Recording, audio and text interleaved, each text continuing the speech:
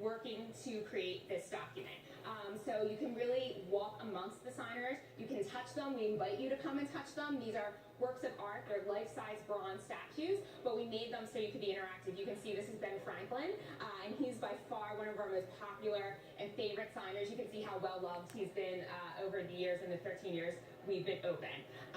You can also find out that not everybody at the Constitutional Convention was happy with how things ended up. There were actually 55 men who attended at different points. Some of them left because they had other business that they needed to attend to. Some left, though, out of protest. They weren't really happy with how things were going. These three men are called our dissenters. We have George Mason, and then Randolph, and Elbridge Gerry, and they were still here on September 17th, but they actually refused to sign the document because they just felt it didn't do enough to protect the interests that they had for the country's future and for their personal states. But we have, of course, other famous people in this room that you might recognize.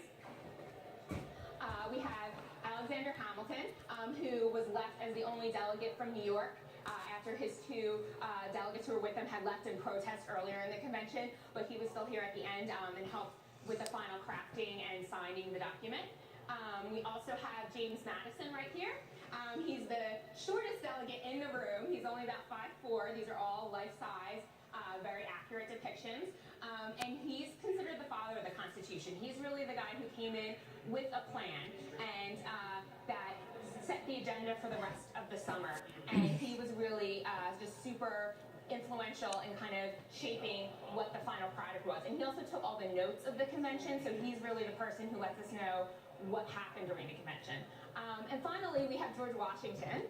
And he's, of course, you know, the father of our country, but he was also elected president of the convention. And he really was that steady hand who was here all summer long, overseeing these proceedings and kind of lending his gravitas and his how much respect he had from his fellow countrymen to this whole proceedings, because they really were going to have to go out to the people and make their case and get them to support this new form of government.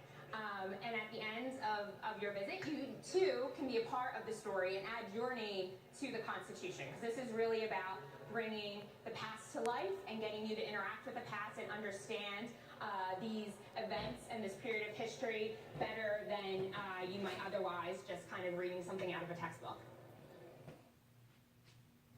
And Vermont Senator Bernie Sanders and First Lady